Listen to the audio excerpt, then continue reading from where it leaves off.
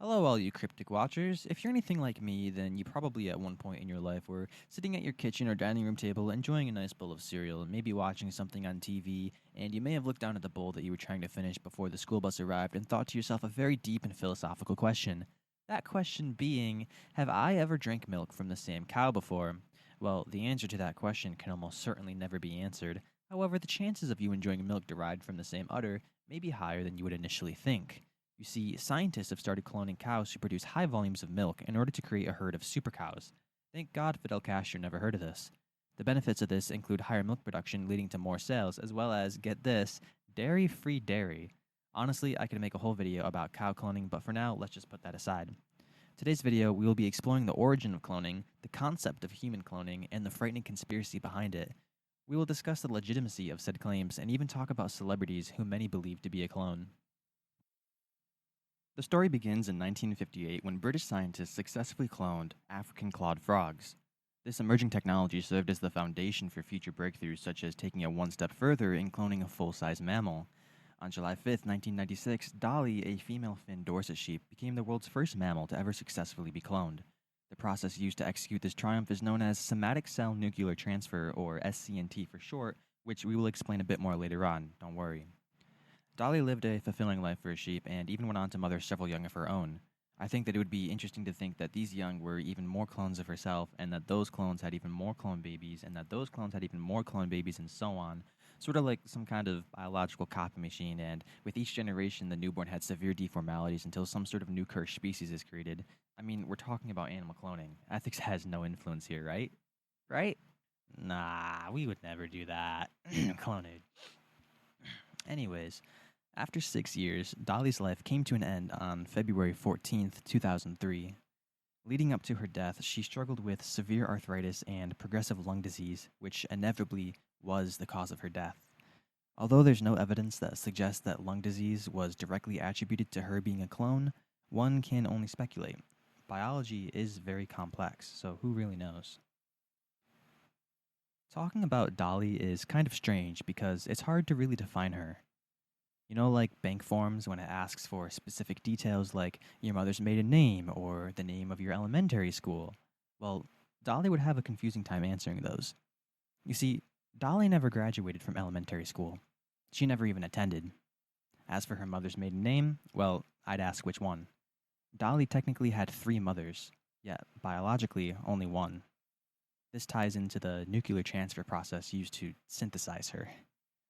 The way it works is, well, they take two sheeps and well, one sort of pisses out in a sort of spray pattern a mammary cell, and the other sort of tinkles out an egg cell, and then they harvest the nucleus from the mammary and insert it into the egg.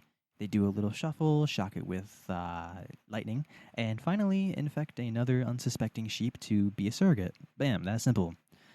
I'm glossing over all the technical details, but basically, in SCNT, scientists take a mammary cell from one sheep and an egg cell from another, carefully extracting the nucleus from the mammary cell and inserting it into the egg. The modified egg is then given a small electric shock simulating fertilization and is later placed into the surrogate sheep. This intricate process led to the birth of Dolly. Only the sheep which donated the mammary cell had a white face, while the other two had a black face, and scientists, just like men all over, were relieved when Dolly came out with a white face. Since then, countless animals have been cloned, including horses, cows, pigs, bulls, steers, and even monkeys, all using the same method. Yay! Okay, so the reason that I'm talking about all of this is because I want to talk about two very interesting topics that have captured my interest recently, and those topics are on the shady company CloneAid and celebrity cloning. I know it sounds ridiculous, but I hope that by the end of this video, I will have opened your eyes to the possibility that something fishy is going on here. Let's start with CloneAid. Suppose there was a company out there that claims to have successfully cloned a healthy human being through the means of SCNT. You'd probably call bull and blather something about ethics and playing God perhaps, but this is the Wild West we're talking about. There's no such thing as ethics. And if you've been around long enough, then you may remember those headlines back in 2002 when a certain American-based company, Clonid, claimed to have cloned a baby girl named, get this, Eve. I mean, come on, Eve? There's nothing wrong with the name Eve. It's just that, come on.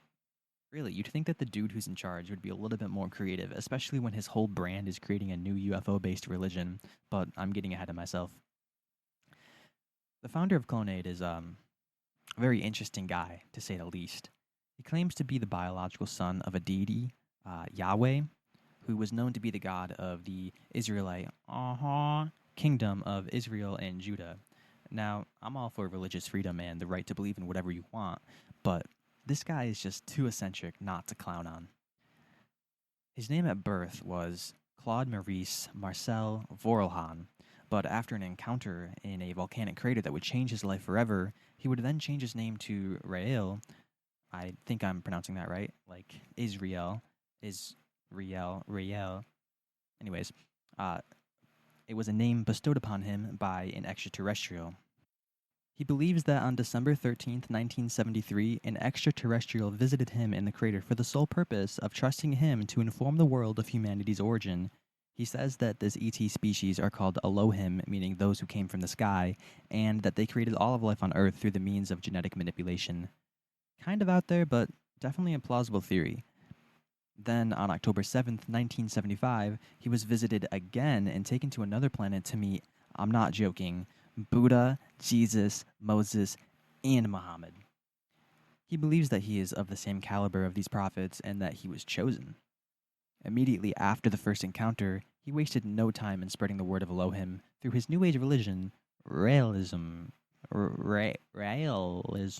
Not realism, or Raelism. The easiest way I can describe Raelism is, well, his mother and grandmother were atheists and his father was Jewish, so he just kind of got creative and put them together, sort of. It's a religious symbol. It doesn't mean what you think it means, I hope. Another thing worth mentioning about this guy is that when he was in his 40s, he converted a 15-year-old girl to Raelism and then married her at the age of 16. How's that for a prophet? The rabbit hole about this guy just goes on and on and on, and it's not what this video is about, so let's move on and talk more about his company, CloneAid. Okay, so now that we have some context behind this company, I think it's safe to say that this dude is not messing around. Whether he believes what he teaches or not, the influence that he's gained is serious, and when it comes to human cloning, he seems just as serious. This brings us to Bridget Boisselier, or Boisselier, however you pronounce it. She is a double PhD in chemistry who was taken in by Rael and put her whole life on the line to join him. She lost her job, received criticism from her family, worked her way up the Raelian ladder to join the Order of Angels, and claims to have overseen the creation of the world's first human clone, Eve. Eve was supposedly cloned from the DNA of a 10-month-old child who had passed away. Bridget would go on record appearing in court cases discussing the details of their operation. When pressed to provide proof of the so-called human clone, she would state that the parents of Eve have withdrawn their offer to provide evidence of the cloning, only after already investing $500,000 to help CloneAid the process. CloneAid since has never provided any evidence or verification for its claims and has faced criticism and legal challenges from scientists, bioethicists, religious groups, and governments. This wouldn't stop CloneAid, however, from carrying out with their usual activities. In fact, by March 2004, CloneAid claimed to have cloned a total of 13 or maybe 14 babies depending on your sources. Of these individuals cloned, one can only imagine where they might be now. Are they hidden away in some lab, or are they just thrown into society like the rest of us?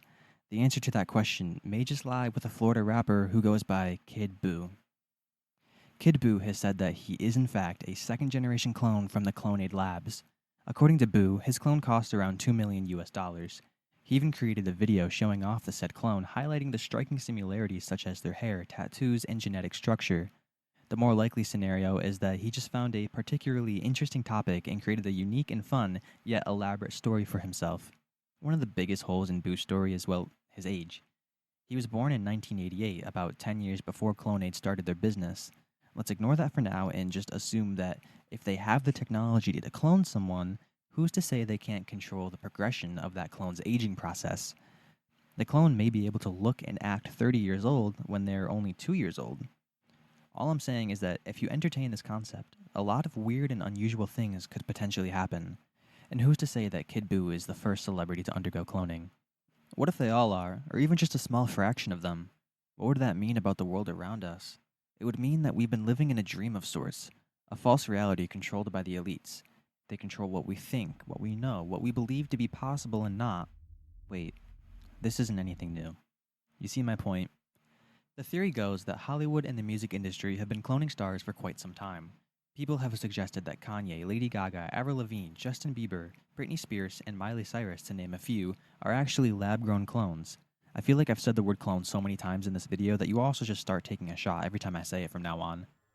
I can't say for certainty that Tinseltown USA, or Big Showbiz as I like to call them, is actually creating clones, but what I can say is that there have been a lot of things in the industry that just don't quite add up, such as drastic personality changes, unusual physical transformations, inconsistencies in performances, erratic behaviors, and much more. Recently, many people have pointed out that Kanye doesn't quite look like himself lately.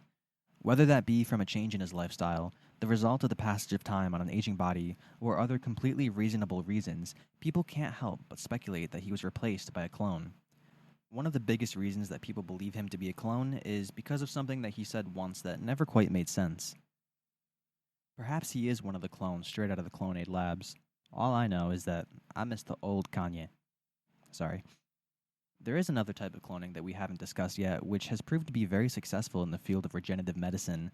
It's called therapeutic cloning, which involves cloning cells from a human to be used in transplants and other forms of medical care. This is done by a process known as pluripotent stem cell induction. This type of cloning essentially can be used to create any other type of cell in the body, even organs and neurons. The lead scientist behind this technology was a South Korean professor named Hwang Woo-suk, who may just steal the spot for craziest cloning scientists, right up there with Rael. You see, after reporting success back in 2004 and 2005 about creating human embryonic stem cells, he went under fire for ethical violations. He was accused of using eggs provided from the black market and his graduate students. He denied the allegations initially, but soon admitted to his wrongdoing. By May 2006, he was charged with embezzlement and bioethics law violations when it came out that he had faked his own research. He was subsequently fired and sent to prison, yet he is still involved to this day with the cloning world. According to the New York Times, he spends his days cloning and racing camels. The concept of human cloning raises profound ethical dilemmas that must be carefully considered. The idea of creating identical human beings through cloning brings into question issues of individuality, identity, and the fundamental rights of cloned individuals. It presents complex moral and philosophical questions surrounding the sanctity of human life and the potential consequences of manipulating genetic material. Aside from the ethical considerations, there are also practical challenges and safety concerns associated with human cloning. The cloning process remains far from perfect, and the potential risks and health implications for cloned individuals are still not fully understood. Now, despite what I said earlier about CloneAid, I do not believe that they actually managed to clone any human babies, or at least at the time that they said they did. Quite simply, there just isn't any concrete evidence supporting CloneAid's claims. I know I made it seem like somatic cell nuclear transfer was easy peasy mammary squeezy, but as far as the public knows, there are still plenty of technological hurdles that we have to overcome before we can see human clones. That being said, I'd like to point out that CloneAid is still very much a company that is around to this day. I understand why some people may desire a reality where they could clone a deceased loved one, whether that be a child or a parent or even a celebrity, but I don't think that humanity is quite ready for such technology. If this were the case, it would change so much about the world that we live in, politically, socially, economically, and perhaps even spiritually. It would usher us into an age where you could cheat death and maybe even upload your brain to the clone. You could potentially even be at two places at once, allowing us to travel to distant stars while still being at home. Homosexual couples could conceive a child that is biologically the same or similar to themselves. It's a crazy world that we live in, and to think that science fiction horrors and conveniences are nearing ever so closer is both a chilling, yet in ways an oddly comforting thought. I'd like to thank you for watching this video if you made it this far, and if you're hearing this, then I'm assuming that you did. I am a relatively small YouTube channel and haven't garnered much of a reputation for myself yet, so leaving a like, subscribing, or even just clicking on my video is a huge grace to my channel. I have so much more that I'd like to talk about with you guys, and I would love to see you all there. I'd also like to hear your thoughts in the comments. What do you believe or feel strongly inclined to think about this whole clone situation? What other insights might you have to offer? Feel free to discuss, as I will be hanging around the comments sections reading everything you guys have to say. I'm always searching for new things to learn about, so if you have any suggestions for future topics you'd like to see me cover, please don't hesitate. I look forward to growing this channel with you all. But this video has to end somewhere, so with all that being said, stay curious, and stay safe.